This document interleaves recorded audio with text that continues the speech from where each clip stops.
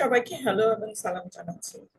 আমি বাংলাদেশ থেকে আভাডাইস বলছি এবং আপনাদেরকে জানাতে চাই যে ক্রিস এবং মার্টিন সবাইকে স্পটলাইট করছেন গ্লোবালি, এবং আপনি যদি হাইলাইট করতে চান তাহলে দয়া করে হেডশট নিয়ে 15 থেকে 20 মিনিটের মধ্যে একটি ভিডিও তৈরি করুন।